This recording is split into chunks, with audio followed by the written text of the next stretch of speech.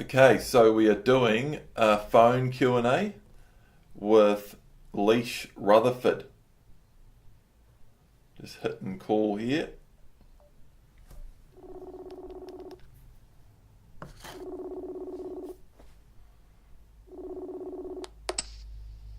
Hi, you there? I'm here. Perfect. How's this sound for you? It's all right. It's a bit quiet. Okay, I'll lean in a bit. What about there? Is that better? Yeah, that's better. Okay, sweet. So, you've got a GSP pup that's a bit over the top around other dogs, eh? Yeah, so he's when he starts out, he seems to be fine and it's nice and calm, and then it kind of like a switch turns, and he just sort of, I don't know. We're not sure if it's aggression, but he sort of jumps up and causes a bit of havoc. Yep. Yep. Gets all. Yeah. Is it? Does it sort of look like halfway between play, like real boisterous play, like bit of growling, but it's not full on aggressive, but it's like real sort of rough and tumble boy puppy play type stuff? Is it? Yeah, that's a good way of describing it. Yeah, it's very rough play. Yeah. Okay. So what have you done with the pup training wise? Well, we've obviously been using the Paumiko. Yeah. Okay. With the socialising and stuff, we took him to the puppy preschool just to sort of get lots of interaction with other pups. And he's also had a bit of interaction with sort of family friends' dogs and things like that. So there's been quite a lot going on as well. Yeah. Okay. It's interesting you say that about the puppy preschool. Did he get a bit of off leash, quote unquote, socialisation there? So it was sort of a smallish environment, and Yeah. then yeah, it was. So we dropped the lead for about 5 minutes or so, and then we'd go and get them, have a chat, and then drop the lead again. So yeah, it was free roam, but it was quite a small area. Yeah. Were they going pretty hard out? He was, yeah. Yeah. Yeah.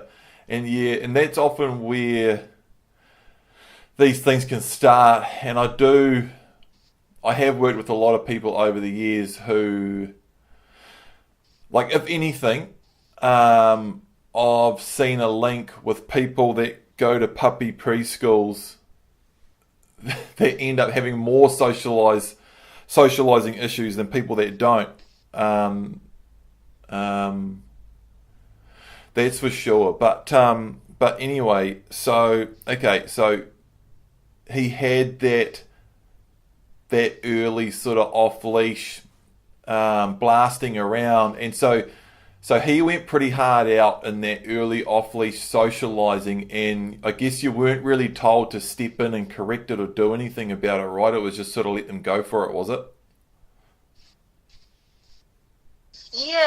So the vet nurses were sort of controlling and watching the play, but sort of the owners, yeah, we were kind of told just to sit back and, let them roam and just interact. Yep. So we didn't know otherwise. Yeah, yep. And yeah, I mean, I'm not saying that they're not good, but I definitely think some are probably better than others, and 100%, like I said, I do have people come to me and saying, "Oh, I'm having issues with my pup, and we took it to puppy preschool, and it done this, and now it's in." I mean, it doesn't, and we'll get to more conclusion stuff more than just talking about why puppy preschool doesn't work in a minute. But if it worked, you shouldn't be having this problem. Like the whole idea of puppy preschool, and just go a few times and let your pup blast around with all the other pups, and all your problems are solved. That doesn't work, and from my experience, it often causes more problems than it even solves. But look, I mean, so how old is he now? It's super early, so I'm sure it'll be no worries at all getting on top of it. But how old was he? 4 months. Yeah. So he's 16 weeks now. Okay. Yeah, it's funny. I'm actually doing some filming with a dog. We were filming today for the first time with a dog for the remedial section of the Paumiko dog guide. And it's just this exact same thing. She's an older dog. She's like 5, and she's real full on around other dogs. And it's kind of escalated to the point where the owner can't walk her on a lead. She's a big, like, they don't even know she was a rescue dog, but looks like sort of maybe a Staffy, Shar-Pei, Pit Bull, something else cross, like a big bully thing. She's absolutely lovely, but somewhere along the way she started creating that habit of just being really intense and social interactions with other dogs, very similar to what you're talking about. Instead of just wanting to play, she gets growly and dominant and puts her chin over top of the other dog, and it escalates real quick. And he's just got to the point where it's a huge issue. And she pulls on the leash and all of that sort of stuff. So we're actually going to make a series of videos on fixing her, and we've got a heap of good footage on that today. And we're also going over some really similar things, some videos going into part 3 of the Paumiko dog guide with Miko, with a situation where she's developed a bit of a habit of jumping up at other people, and I'm already getting on top of it straight away. But what you're dealing with, that type of thing, overexcitement, borderline aggression, real rough play, just way too much intensity and not being able to get on top of it. And it's the exact same thing with Miko jumping up. It's all about pressure on what you don't want, praise on what you do want. But with some of the situations, and it's a real classic with this older dog that we were filming with today, and she's just the perfect dog for me to make these videos with. The timing, and like, it's a whole nother layer deeper than what we've gone over in the first couple of parts of the Paumiko dog guides. And it's just really fine-tuning the applicating and releasing of pressure and praise, and reading the dog and catching the signals super, super early, and just sort of turning around the momentum of some of these things that start getting worse and worse, and just turning it around and getting it better and better again. There's no instant quick fix, but it's just about changing the handling, and turning it around and getting it moving in the other direction. So, and I think with what you're talking about here, it's probably, it's a classic case of there's nothing I can really say over the phone or in a Q&A or in a message or anything like that. But I definitely think these next few videos that are going to come out probably over the next week to 2 weeks, we'll get the first couple of them up, and you'll start having some stuff that I think will really make sense for you in dealing with this situation. And then we can even maybe come back and talk about it, and I can refer to some of the stuff in that. Does that make sense? Yeah. And I think it will, it's really good to watch it, like, visually see what's going on as well, to sort of, understand the timing of things. It's much easier. Yeah, it is, and it's really fine-tuning the handling stuff. I was doing some writing for it over the weekend, and then as I was sort of writing it and then thinking about it, and then I filmed with this dog today, and with what Miko's been developing a habit of jumping up at other people just because of the way, just issues with people's timing when they're handling her, and I've actually got a lot of it on film too. I'm sort of writing about it, and then I'll do like those scripted voiceover type things that a lot of the Paumiko dog guides like, and then I've actually got the shots of people doing it and Miko reacting to it to lay straight over top of all of that and explain it all, you know, with the footage over top of it. It's really hard to explain it, but, you know, like in text or words without actually showing it. Like I was just doing it for like 2 hours today. It was actually my cousin's dog, a cousin of mine that I haven't seen in years, but we were filming it and talking about it and working with this dog for like 2 hours today, you know, and now it's sort of our job to try to render that down as much as we can and put it in a nice, easy to understand short video on the Paumiko dog guide. But I guess to give you something, try to give you something that you can work on straight away. It's really that sort of thing is you do have to correct it, you know, and you have to correct it super early too, you know. Yeah. And then it's a I think that's Yeah, go ahead. Sorry. Oh, sorry. Sorry. Yeah, I think that's kind of why we wanted to sort of reach out now while he's still young, so we can sort of get it under control sooner rather than later, because he's obviously going to become quite a big dog once he's fully grown. So if we can catch it now, I guess is kind of our ultimate goal. For sure. Yeah, and it's super early. And yeah, I think you did right.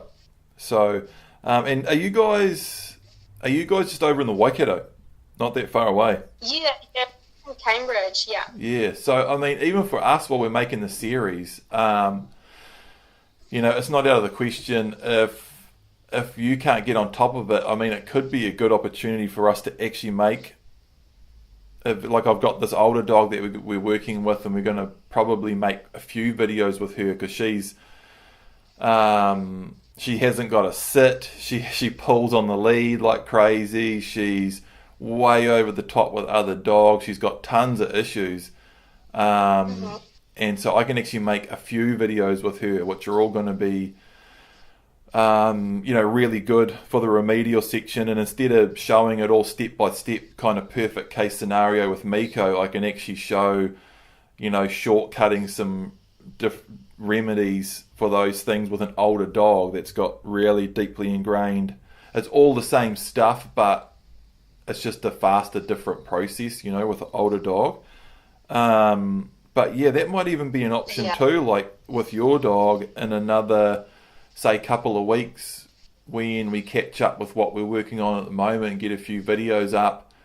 If it doesn't make sort of super awesome sense, like transferring the principles that we're using with Miko and the older dog, and you're still struggling with it, then it might actually be a really cool opportunity for us to make a video on dealing with that with the sort of 4 or 5 month old pup, if that's something you guys would be open to. Yeah, we definitely are. Yeah, we could look at that. Yeah. I guess the other thing is, it's a bit of a strange one, because once you learn, like for us, once we learn sort of Cargo's behaviours, it's good, but we can't expect what the other dogs that come up to him were going to do. What's that? Yeah, so, sorry, I didn't quite get that.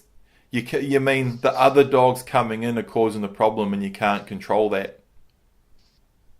Yeah, so I guess it's just, there's two parts for us, is sort of understanding what our dog's going to do, or our pup's going to do, and then sort of reading what the other dog's going to do when they come in to the situation. Yep.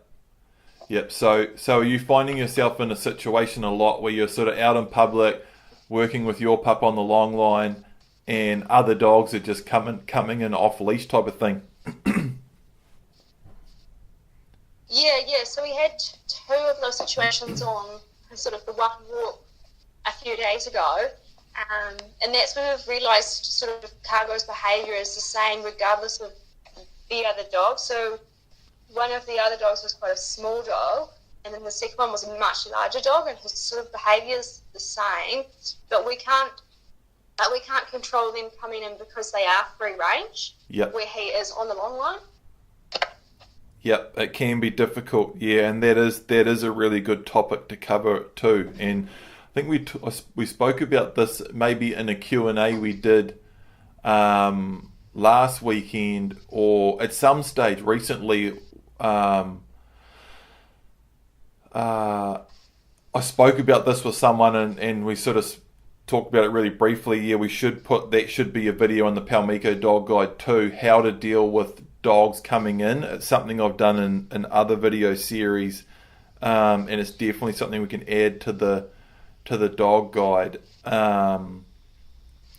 Because yeah, that is a real challenge when for a lot of people, when you're sort of taking the steps to keep your dog on a long line and under control, and you're trying to do all those right things over the first year, so you kind of end up with a dog that you can let off the leash to run around and have that freedom without the risk of anything going wrong or serious bad habits. But while you're trying to do that, there's a whole heap of people that aren't, Yeah.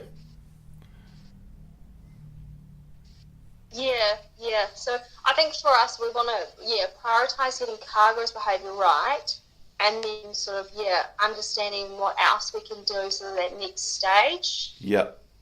How best to deal with it with other dogs coming in, you mean? Yeah, exactly. Yep. Yeah, okay. Yeah. Yeah, I definitely think some of these videos coming up will be really useful, and we can even catch up for another chat after those, and then you can sort of have a look at those. The biggest one is going to be a video that we should get it up this week called Socializing and Calm Handling with Miko. And in that video, I'm basically going over really fine-tuning the handling a dog to get it to calm down and stop jumping up, and the super, super subtle things that you can do wrong that will cause a pup to keep jumping up. And it's the exact same it's the exact same sort of reading and timing and handling issues that cause a dog to not calm down around other dogs, to stay intense, keep whining, keep barking and jumping and just full on wanting to go. That's like the pattern that my cousin's got into with this dog we were filming today. He just wasn't quite hitting the mark with his timing and handling, and she was just doing this whole jumping, barking, whining, pulling thing anytime a dog got within 200 meters kind of thing, and she was just going straight to level 10, just going ballistic. And really, long story short, we had her, and we filmed it all today, I had her sitting really nice and calm and making eye contact and going really good just by changing the timing and some of the ways I was handling her. And I think those principles of getting the timing bang on, and in the video we're doing with Miko, I'm talking about adding a whole new layer to the pressure and praise principle. So far in the Paumiko Dog Guide, we've really only talked about putting pressure on what you don't want and praise on what you do want. But then there's a whole nother layer to that where you can actually, it goes from just putting pressure on what you don't want and praise on what you do want to the timing of releasing pressure as well. So you might hold pressure on, and then as soon as the dog does the right thing, remove the pressure, and really just fine-tuning the reading and responding to really small, subtle indications of the dog. Do you remember the part about correcting the thought? Yeah. That's what it is. And like straight away with my cousin today with his dog, and this is something that's been happening for 5 years, he was just way too late. She was telling him way before way before she got to the point where he would actually react. So if she sees another dog 100 meters away, her ears would prick up and she'd start whining quietly and leaning into the leash. And he's just standing there doing nothing. And he's waiting until she actually starts fully launching before he does anything. And then when he did do something, he was just pulling her back and saying, no, don't, no. And then as soon as she stopped, he'd do nothing then as well.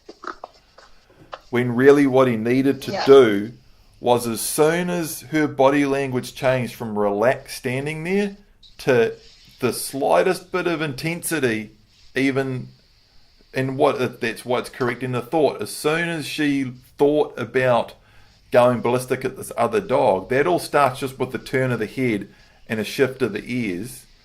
That's where I was correcting her. Giving her a little check, telling her to sit back down. And the other huge key was, as soon as she was relaxed, I was giving her a big pat. He was only telling her what he didn't want her to do. He wasn't telling her what she should do instead. And does that make sense? Yeah, definitely does. Yeah. It's really important, and it's going to be it's going to be so hard to explain. Over the phone, but and it'll be the exact same thing it'll be the exact same principles that'll fix this thing with your pup. He'll be giving you indicators that he's going to do it, and you're probably not responding to them soon enough, and you may be waiting until he's like really hooking into it. Do you think that might be happening? Yeah, possibly. It is hard to know because he does start calm. So we look at him and watch him with his sort of calm, sniffing and checking the other dogs out. And then it's kind of a very quick switch. And I guess as long as we can get that timing right, it probably will help a lot. It's just sort of picking when he's going to do it. Yeah. And that's it, and long line on, and remember, it's like those principles from that video with Odin. It's no pressure on the long line. It's always nice and loose, but you're ready. And the second he switches, and it's good that you say it's like a switch, and you can see that point where it just switches. That's where you want to put the pressure on and give him a check, command of disapproval. So check on the long line. No. And like working with what was her name? Bo, this big girl today.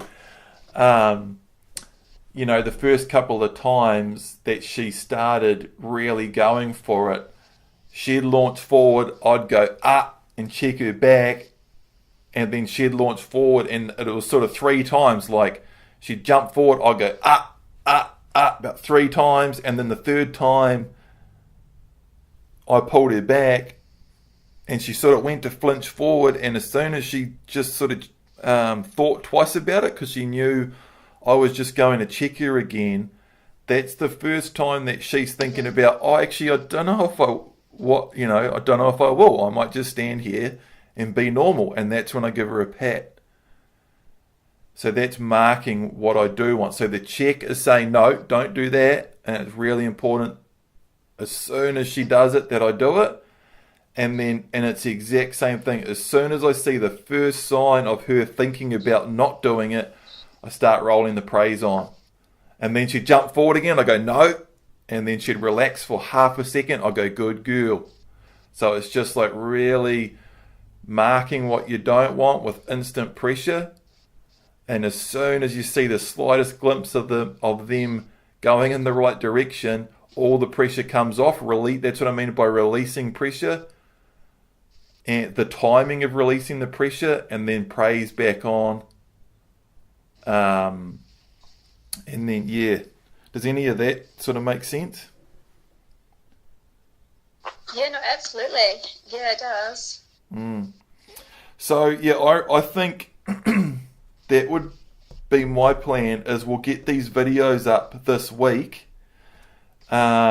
And you guys can have a watch of those, and then we'll touch base again. You can even flick me a message. We'll send out an email when we post them up, so everyone that's sort of following the dog guide knows. You can jump in and have a look, and then I'll flick you a message and just say, does any of that help? And I'll even make the videos. I'll write them up with this in mind too. Yeah, no, that sounds good. Yeah, and hopefully we can have a watch and then sort of implement and let you know the feedback too. Yeah, that's awesome. I'd be super confident. Whatever's happening, we'll definitely sort it out though. Yeah. Yeah. No, awesome. It sounds like a good idea, and as I said, it's gonna be great to see it visually, and then just use those skills on our part.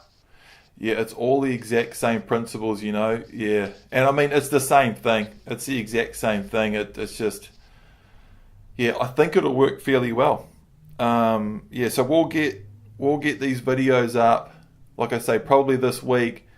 We'll touch base, see how you're going with that, and if you get stuck after that, we'll just pretty much do whatever it takes. It's handy that you're not that far away, and we can even catch up for a bit of a one-on-one, and if you're getting really stuck, and then if you want to let us film it, and we can chuck a couple of shots and talk about it in the dog guide too. It's up to you guys, but either way, we're keen to do whatever we can to help you sort it out. Awesome, thank you. No, it sounds really, really good. Okay. Oh, sure. Hey, can I ask you a question while we're on the phone? Sure. Do you have any sort of tips? So, with our pup, he cries a lot. So if we put him outside, he cries, and then if we sort of put him in it so he sleeps through the night, and then we take him outside and then put him back in his crate, and he just cries. Mm. And he's very relentless. So we can put him, outside or in his crate for over an hour. Mm. Also applying the with the arm and then walk away. So we do that as well, but for some reason he's relentless. We're just struggling with his crying. Yeah, no effect. So you get trying to give a command of disapproval, and he's just not even batting an eyelid, sort of thing.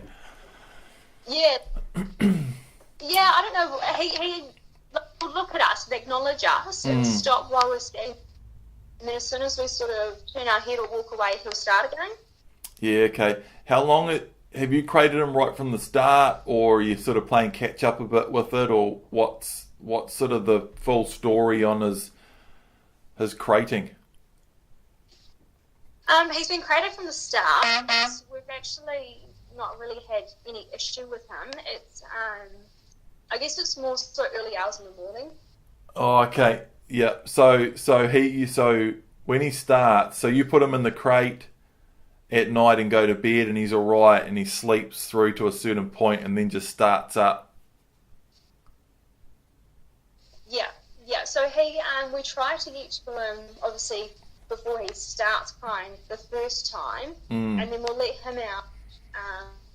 Basically just to the bathroom, not really giving him any attention. Yeah. And then we'll put him back in, and then once he goes back in, that's when he really starts. Yeah. Okay. How often does he start up on his own before you get to him? Like, you said you try to get to him before he starts up.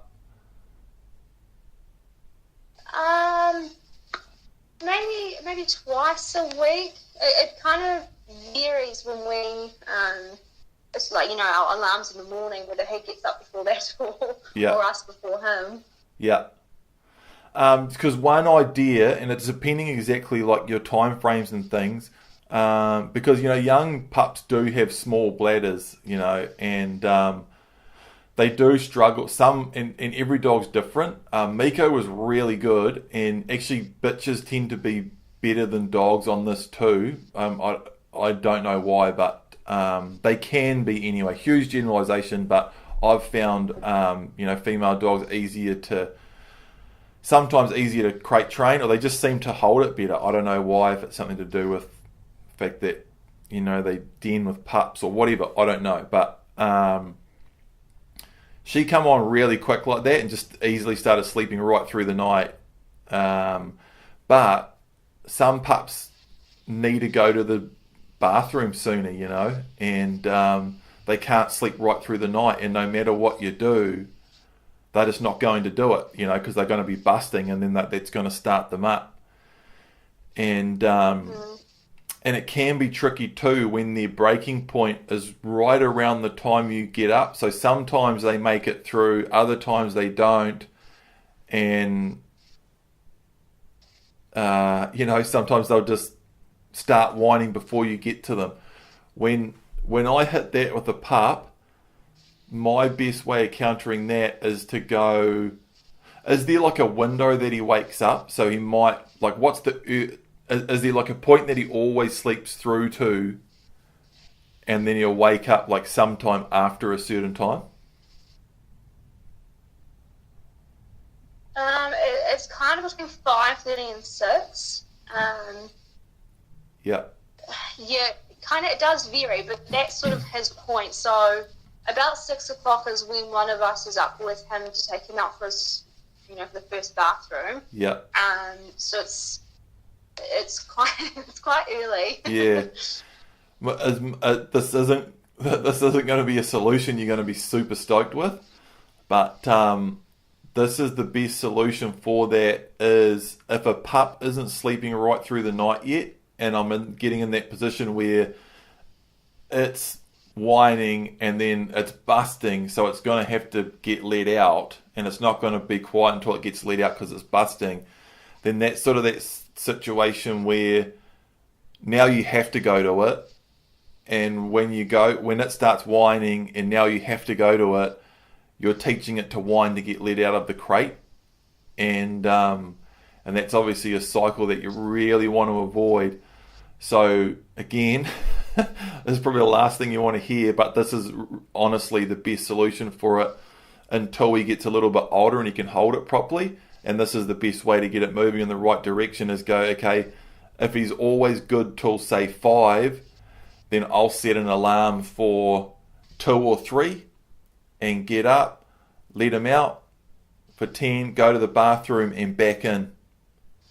And hopefully that tips the scale a little bit, and now he'll sleep from when he goes back in at 2 or 5, 10 past 2, right through to when you guys normally get up, because he's not going to be busting. Mm-hmm. And the other thing with that too is, if you're trying to get them to sleep right through when they're not quite ready for it yet, because it's just a physical thing, he's only a little pup, and it can be actually your feeding routine too. Sometimes you can feed them a little bit earlier in the evening. If you feed them later, they're gonna eat, and then they want to drink after they eat. Sometimes that can help you stretch it out a little bit too. But to completely eliminate that situation where you're getting stuck and he's whining and you have to let him out while he's whining, or just teaching him to whine in the crate, and you're getting on some pretty shaky ground there. And then that's going to crop up other places, and he's going to learn, like, I'm sick of it, I'll just start whining and get out of the crate, and that can be a real slippery slope.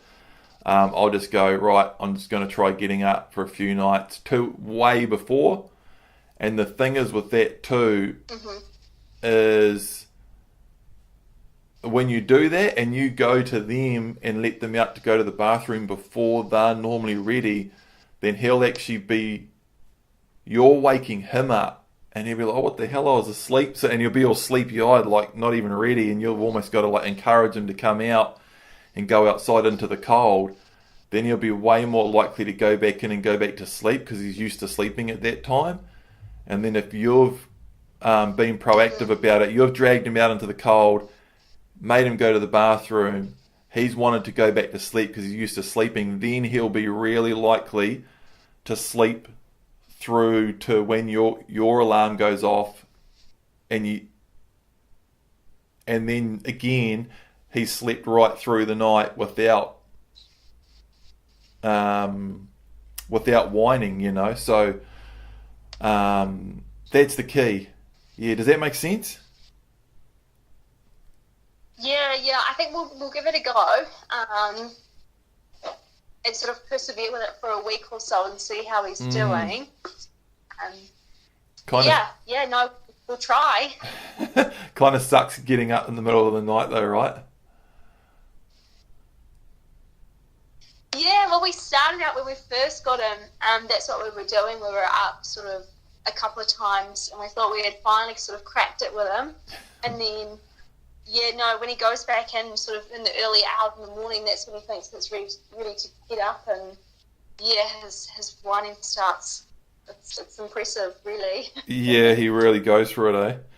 Is that the... I guess, and we've got a delay. I We've got a delay in the audio here, eh? Yeah, I think so. Yeah. You go. No, I think that also just leads to what you mentioned earlier, is that it might be where his whining when we put him outside is coming from as well. So I think if we can, really, really crack it on the head now, hopefully, it's in all aspects of him. Yeah, because if for whatever reason he's getting put in the situation where he's had his 7 or 8 hours sleep or whatever it is, and he can't sleep anymore, or he's busting, and what can actually happen too is, let's say he's just managing to hold it for say 7 hours, and then he's busting like 5 or 6 a.m. and you're like, man, I'm not ready to, like 6 is me, but he's waking up at 5 some mornings. He might be waking up because he's busting to go to the bathroom, but then once he's actually woken up busting, whined for 2 minutes and then gone out, then he's awake and he can't get back to sleep. But if you had have got him up at 2 or 3 and he had have gone to the bathroom and he's not getting woken up because he's busting, he might actually just sleep another hour, you know what I mean? And that's why I just get proactive about it and go, okay, if a pup's not quite making it right through, then I start initiating the earlier break before they start whining, and then that's actually often the best tool to get them to start sleeping in the mornings.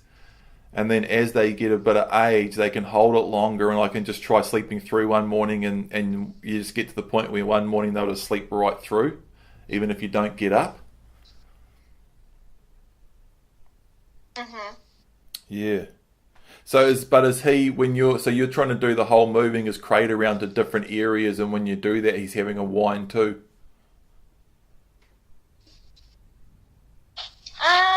No, so whenever it goes in the crate, so we've been moving it sort of around the house and we put it outside and stuff, he's absolutely fine to go in it, and if he's not quite tired, he'll just sit in it quite comfortably, quietly, and it's just for some reason, it's just this morning whining, and it's only really tired he does it. When you're letting him out in the morning, is he going straight to the bathroom? Not really. He kind of like runs after and gives us a bit of a morning cuddle and finds his toys, and then we sort of have to walk him outside and say, toilet and make him go. Like, he's not running to the door like he's gonna go any second. Yeah. How many hours sleep do you reckon he's getting? What time is he settling in?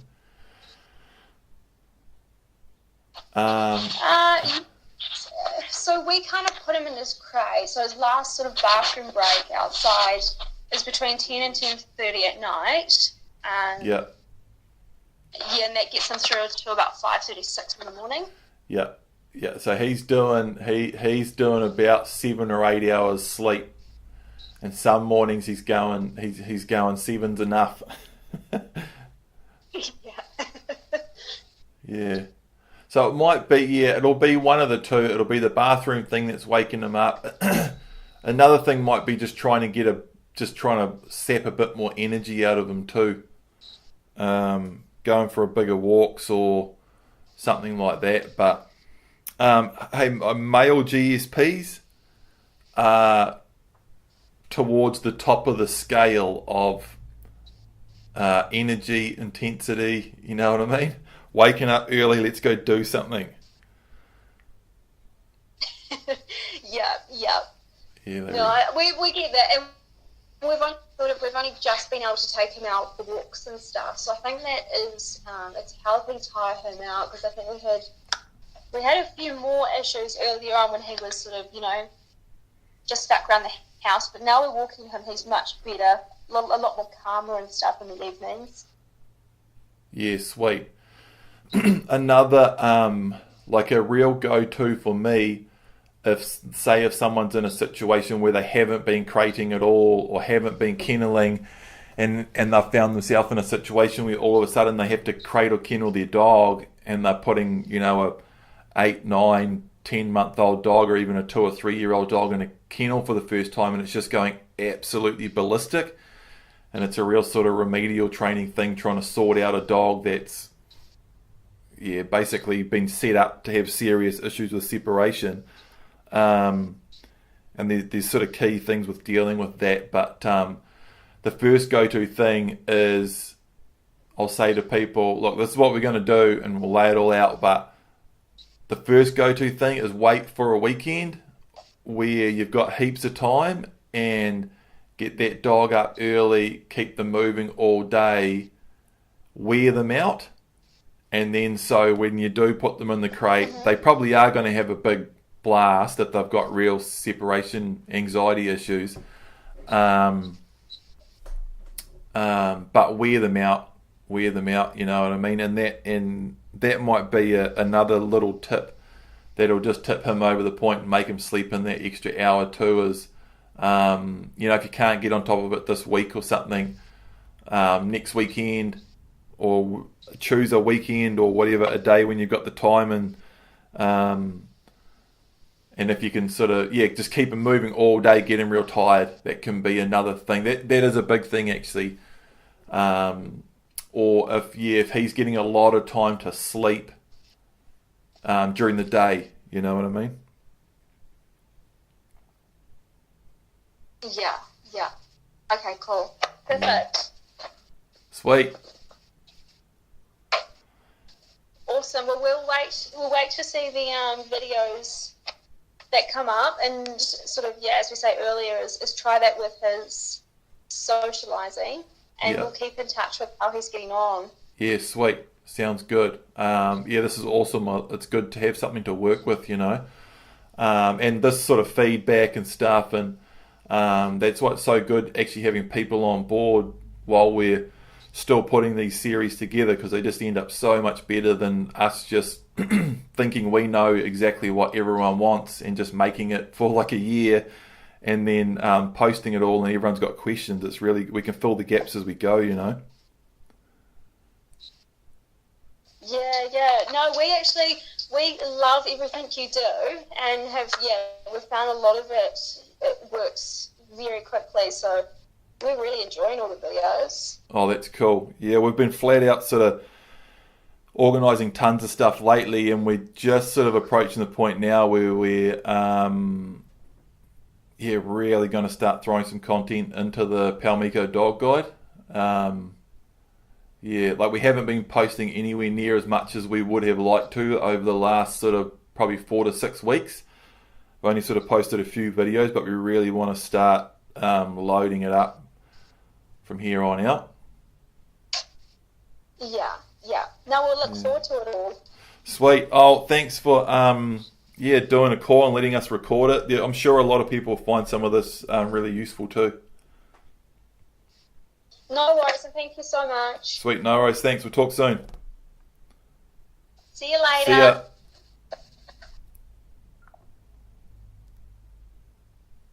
Sweet. Thanks, Leash. That was a good little call. Gives us plenty to do. Sweet, guys. See you later.